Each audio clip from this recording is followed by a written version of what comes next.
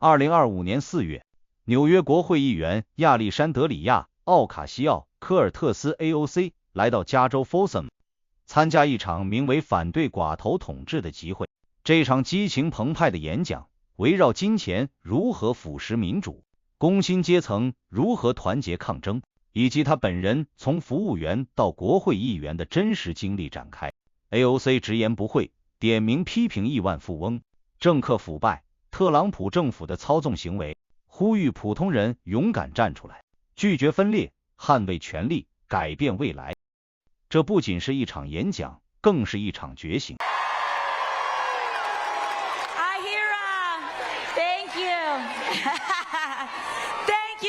Thank you all so much. You know, I heard that someone started flying a plane with a banner that said, this is Trump country. It sure don't look like it today. I don't think this is Trump country. I think this is our country. Because we're not afraid of them anymore, are we? I want to thank each and every one of you for making the effort to be here today. Thank you, thank you, thank you. I know it's really not lost on Bernie or myself, the sacrifice that it takes to take the time out of your day, to get someone to cover your shift at work, to carpool, to figure out how to be here today. And we really cannot thank you enough, because this is the power of this moment, coming together, being here together, meeting one another. And I want everyone to look side to side. I want everyone to leave here today knowing someone new that you didn't know walking into this on the way out. Because those are going to be the people right here that are going to change this country and change Folsom in the next year or two. Isn't that right? My name is Alexandria. Some of you may know me as AOC. And from the bottom of my heart, I want to thank you for such a warm welcome. And we are all here together because we share in the frustration and the heartache that comes from watching those in power actively tear down or refuse to fight for everyday working Americans like us. We are here together because an extreme concentration of power, greed, and corruption is taking over our country like never before. Oligarchy.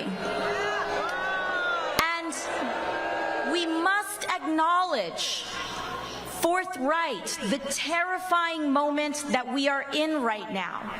That what we are hearing and seeing with our own eyes is, in fact, happening.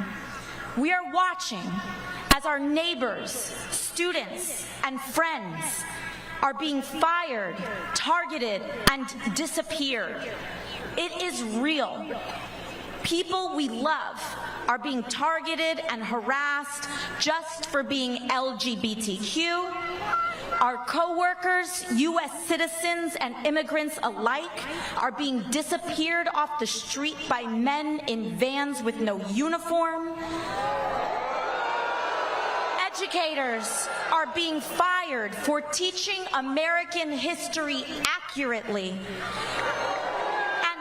Activists are being detained with no charge or evidence for using their First Amendment rights, especially if they are using those First Amendment rights to speak up for Palestinians and to end the war in Gaza.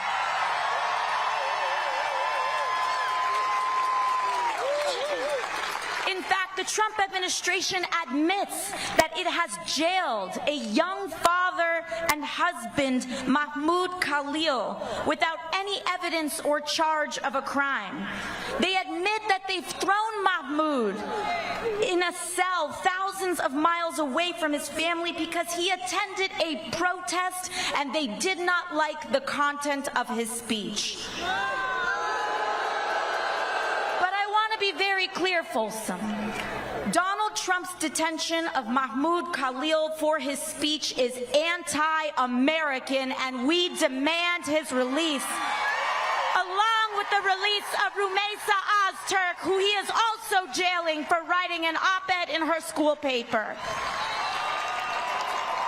And we also demand the return of Kilmar Abrego Garcia in El Salvador.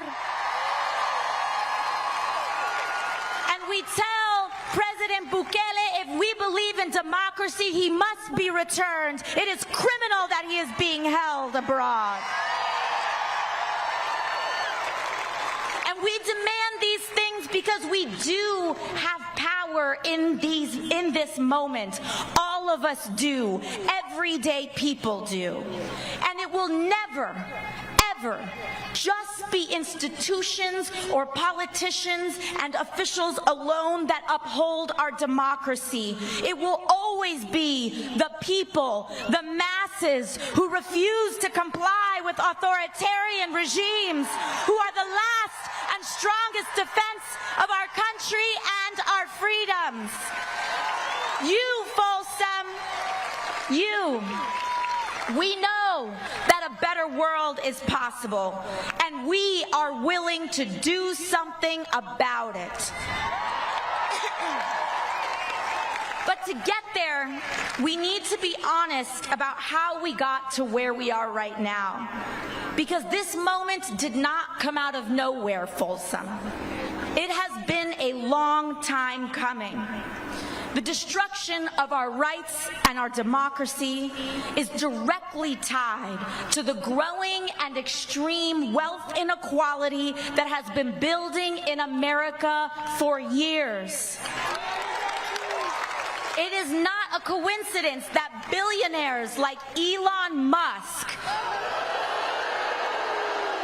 have dumped billions into this election to support Donald Trump. He sure is as hell is not doing it for charity.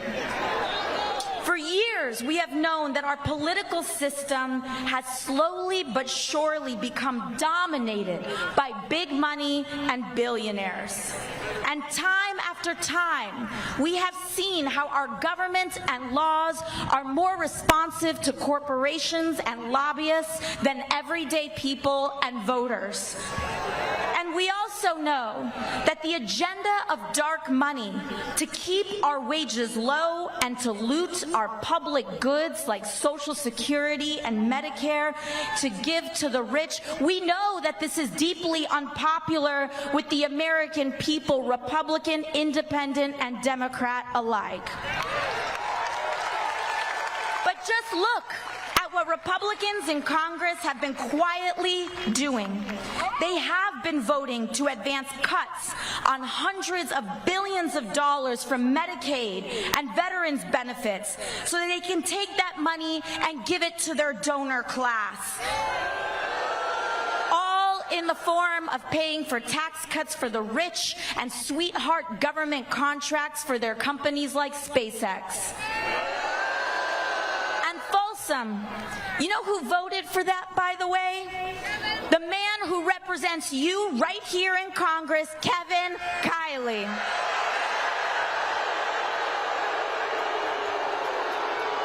But you know how many people are here in Folsom today?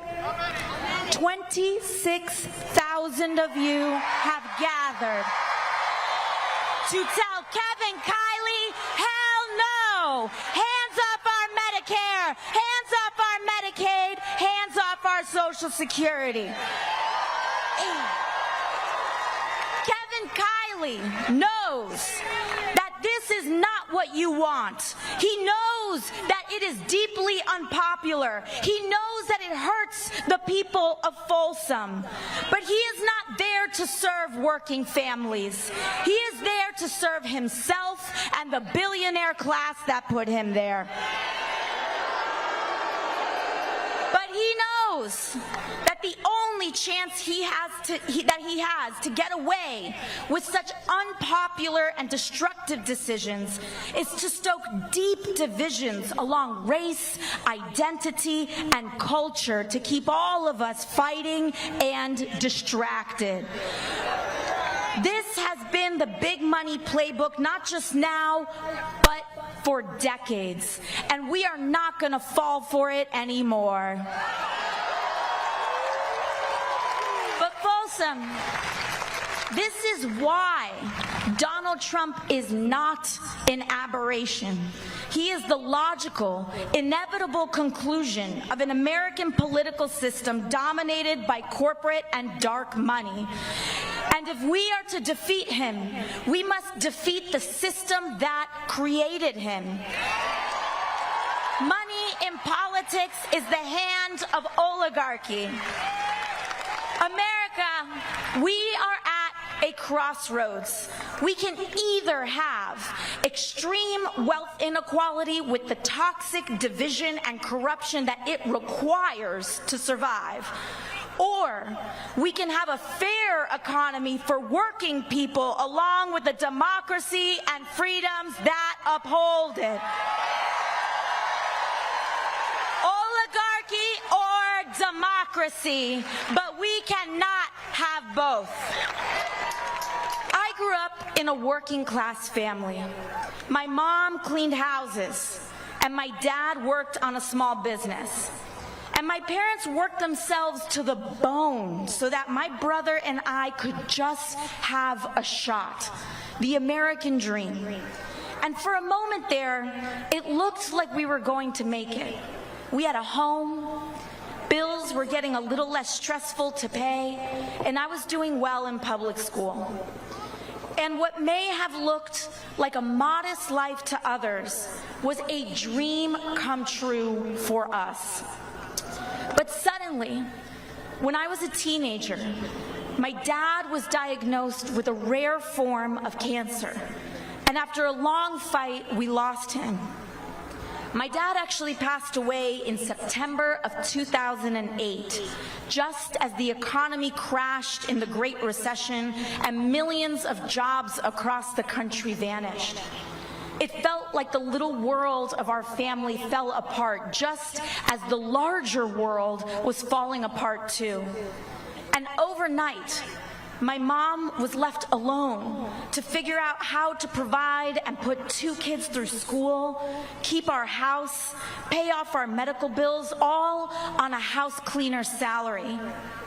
And that is how I became a waitress, to help pay the bills. Because at that time, just as it is now, it was millions of working families who paid the price, while billionaires and thieves who defrauded our financial system got off richer than ever before. And not a single one of them went to jail. And now that is the story that Republicans mock. Not mine, but all of ours, when they say that a waitress or a working person is unqualified to serve in Congress. But the fact is, Folsom, many of us are far more qualified to know what real life is really like than any of them ever will. And I tell this story not because it is special, but because of how common and normal it is, and how normal this barbarism is of how so many people are allowed to live today. And while the details may differ, so many of us knows what it feels like for life to be one bad day, one bad piece of news, or one major setback from feeling like it's all going to fall apart. We don't have to live like this anymore, Folsom. We can make a new world, Folsom, a better country where we fight for the dignity of all people. And it looks like living wages, California. It looks like stable housing. It looks like guaranteed health care and respect for all our differences, no matter who we are or where from? Oligarchy or democracy? And we are here today because we choose democracy. We choose freedom. And that means we must choose to out-organize the oligarchy. We must do away with the power of big money. And that is why, even as a waitress with the long shot campaign, I decided I would never take money from lobbyists or corporations, and it's why I never will. When I first got to Congress, I was genuinely shocked by how the place worked, even having run against dark money in the first place. The everyday influence of corruption and dark money was astonishing. We have somehow conditioned ourselves in Congress to believe that it's normal for elected representatives who swear an oath to the American people to day trade individual stock and make millions with the sensitive information that we are entrusted with for the purpose of governing. How can anyone possibly make an objective vote on health care, energy, or war when their personal money is tied up in pharmaceutical companies, oil and gas companies, or defense company stocks? You can't. And we saw this play out this week with Trump's corrupt and disastrous tariff scheme. We can see now that his tariff shuffle didn't have anything to do with manufacturing like they claimed. I hope we recognize now that it was all about manipulating the markets so that he could quietly enrich his friends who bought the dip before reversing it all in the morning. Folsom, what I'm about to say is a matter of fact. Donald Trump is a criminal. He was found guilty of 34 felony counts of fraud, liable for sexual abuse. Of course he is lying and manipulating the stock market too. And if Donald Trump wants to find the rapists and criminals in this country, he needs to look in a mirror today.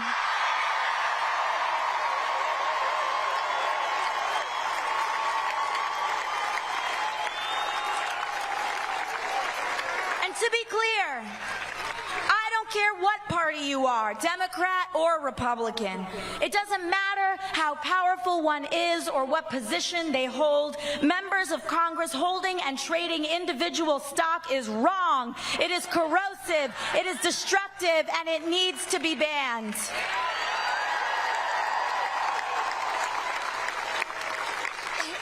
You know, earlier this year, I was named to the Energy and Commerce Committee in the House of Representatives. And this is one of the most powerful committees in all of Congress. It oversees 2/3 of the American economy: healthcare, manufacturing, trade, energy, communications, you name it. And for years, lobbyists fought to keep me off of this committee because they don't like what they don't control. And an interesting thing happened on the day that it was announced that I would be assigned to the committee. Our phones rang off the hook, and my office's inboxes were flooded by every corporate lobbyist under the sun. All of a sudden, they wanted to be best friends. But you know what, Folsom?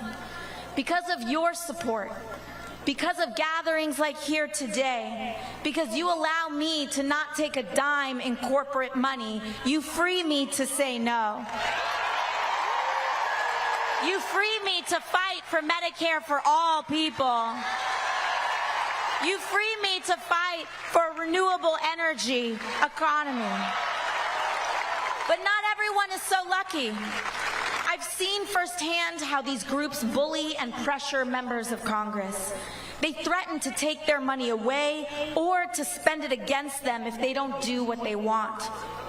And what they want is for our lives to be as expensive as possible on the lowest possible wage. What they want is for as many people to be exploited in America as possible. And it trickles down to how life feels for working people today. So I want us to understand that this constant pressure that we feel in our lives, of the water rising up to our throats, the impossibility to afford anything easily, the fear of speaking up or being who we are in public, the bitter divisions driven more by online algorithms than the truth, the crumbling of our rights and protections, understand that this, right now, is what it feels like to be governed by billionaires. Not someday, but right now. And the first step is to open our eyes to that. Because of course, it is a system that depends on division to enable its inequality that will favor a president who is the best at dividing us and the most skilled at corruption. And it will also reward the Republicans in Congress who support that agenda, no matter what crimes are committed, including crimes from the White House. Big money is how we got Donald Trump. His whole presidency began with launching tools for bribery, meme coins and cryptocurrencies to fleece normal people and move money in the dark, extortion settlements from media companies and law firms who gladly pay the price. And he even removed duly elected officials, including Republican ones, from the chamber of the inauguration to make room for who he really wants in charge, the unelected billionaires who were standing behind him. They have one central economic mission: to make billionaires richer at the expense of all of us. So it does not surprise us that their first economic mission has been to smear and target Medicaid, Medicare, and Social Security, to fire our federal workers, and to abandon our veterans for hundreds of billions of dollars in cuts so that they can hand that money off to their donors. And the things that they say are crazy. Crazy. Medicaid is one of the most efficient and effective public systems, lowest in fraud, that we have in the United States. Just yesterday, I saw on television, on Fox News, you had this woman, Jeanine Pirro. Crazy thing about Jeanine Pirro is that she's from Westchester County, where I went to public school, and it's like, wow, how things have evolved there. Anyways, so Jeanine Pirro goes on television. She says, as though this is fraud, she says that they found so many babies and 2-year-olds and 4-year-olds who were receiving Social Security. I've got a notice for you, Jeanine Pirro. Those babies get Social Security because their parents died. That's not a waste. That's humanity. That's America. That's the country that we fight for. Those are the promises we make to one another. That is what it means to be in a civilized society. It's not waste. It is the best of us. Folsom, I know that it at times can look impossible out here for the Republicans to be defeated. But that is not true. It is simply not true. From the waitress who is now speaking to you today, I can tell you impossible is nothing. Miracles start with mustard seeds, and that is what each and every one of you represent today. Small miracles of faith in ourselves, in each other, and in the refusal to give up. So Folsom, we are here for the long haul, for the school boards and the community community associations, for small business groups and town councils, for public art and gestures of inclusion. And we will build from there. Because Kevin Kiley will not be a congressman for much longer if you've got anything to do with it. And by the way, as they try to cut Medicaid, Medicare, and Social Security, we just need to peel off 3 Republican congressmen in the entire country. And I got a feeling that you might do it right here in Folsom. And if you do it, Folsom, then the people here today will have saved Medicaid for the entire United States of America. We stand with you, we are here with you, and we will support you. Beyond elections, our task is also to build community. Block associations, volunteer groups, advocacy organizations, PTAs, church and faith groups, because community is the most powerful building block we have to defeat authoritarianism and root out corruption. This is the path to guaranteeing health care to every American, to establishing a living minimum wage, to take on skyrocketing rents and mortgages, to tackle the climate crisis and establish a country where the American dream is actually possible for all of us. So I will end where I began. We may all come from different places, but we share so many of the same experiences. So to all those who came here today unsure of whether or not this is where you belong, I want to say affirmatively that you do. No matter if you have all the right words to say, no matter your race, religion, gender identity, or status, you know, if you even voted for Donald Trump in the past and are open to changing your mind, come on in. If you are willing to fight for someone you don't know, you are welcome here. If you are willing to fight for working people regardless of who they are, how they identify, or where they come from, you are welcome here. Because here, everyone is valued. But we have to stand together. We cannot be tempted to turn in our neighbors or be fooled into thinking that we're really that much different than the trans kid who wants to get accepted at school. We can't fall for the ruse that we're that different than the dreamer who wants to provide for their family and fulfill our country's promise. It is standing together without exception to reject division. That is the only way that we can win. So I hope that you see this movement is not about partisan labels or purity tests, but it is about class solidarity. The thousands of you who came out here today to stand together and say our lives deserve dignity and our work deserves respect. We are here to make a sacred promise to one another. And our goal is to commit to building the kind of country that we all deserve. And we will make that promise, to take care of each other on our worst days and to share in the successes of our best. Thank you, Folsom. Thank you for having me.